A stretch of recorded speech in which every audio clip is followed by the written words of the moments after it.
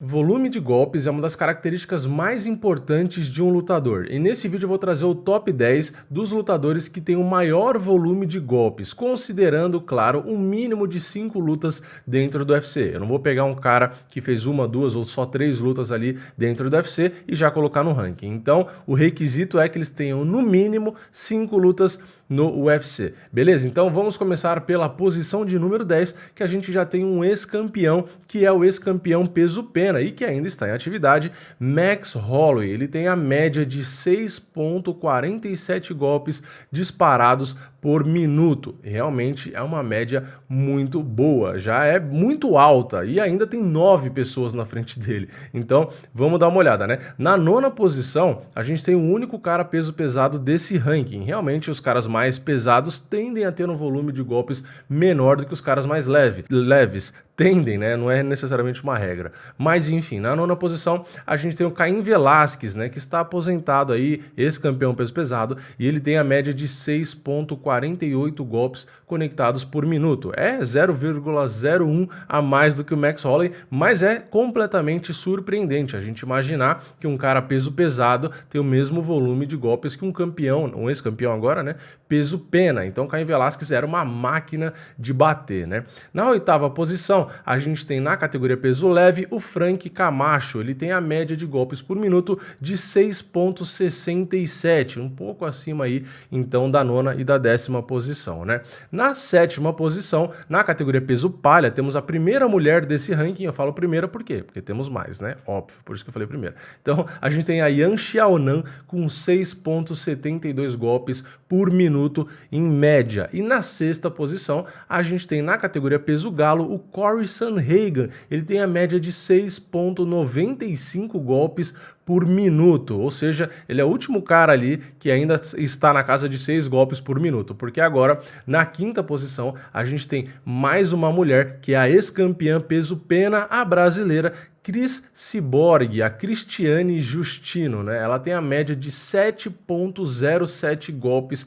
por minuto. Já é um número absurdo e ainda tem 4 nomes na frente dela, né? E subindo uma posição, indo agora para a quarta posição do ranking, a gente tem o peso pena Shane Burgos. Ele tem a média de 7,31 golpes conectados por minuto. Já é um número também bastante expressivo, só que ele é um cara que recebe muitos golpes também, né? Então não adianta ele bater tanto, né? 7,31, mas tomar 6, 7, 8, né? Então também tem esse detalhe. Isso aqui é o volume de golpes. É importante você ter um volume muito bom, mas não adianta você ter um volume muito bom e receber muito golpe também, né? Tem que ter aí um bom saldo, né? Sei lá, conectar 2 golpes para tomar 1, aí já fica interessante. Agora, se você conectar 7, toma 7, toma 6, toma 8, aí realmente não adianta tanto, que é o caso do Shane Burgos, né?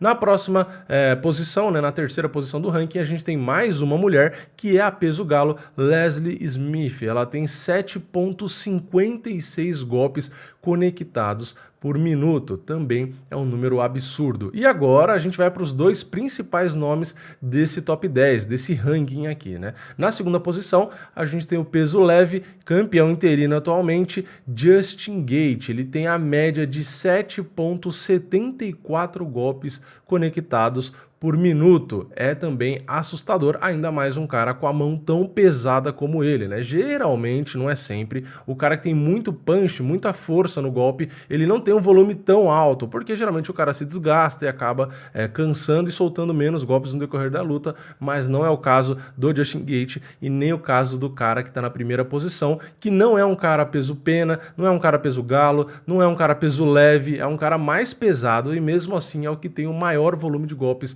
do UFC, que é o brasileiro peso médio Paulo Costa. O Paulo Borrachinha é o número 1 desse top 10. Ele tem mais do que aquela casa ali de 6 ou 7 golpes por minuto. Ele tem 8,43 golpes em média disparados por minuto. É uma média realmente absurda, ainda mais para ele que tem muito punch, né? Tem muita força nos golpes. Então ele tem um volume absurdo e também uma potência absurda, e isso resulta em nocautes como os que ele tem no cartel dele, né? Então realmente realmente é um número surpreendente, mas como eu disse, não só o Borrachinha, o Shane Burgos, o Justin Gaethje, todos esses nomes, né, eles conectam muitos golpes, mas também a gente teria, né, que avaliar ali quantos golpes eles absorvem, ou seja, quantos golpes eles são atingidos também. Mas é claro que o Borrachinha, o Justin Gaethje e etc, esses caras que têm um volume alto e uma potência muito grande na mão, os caras acabam geralmente vencendo as lutas, como a gente vê no cartel do Borrachinha, que está invicto até agora,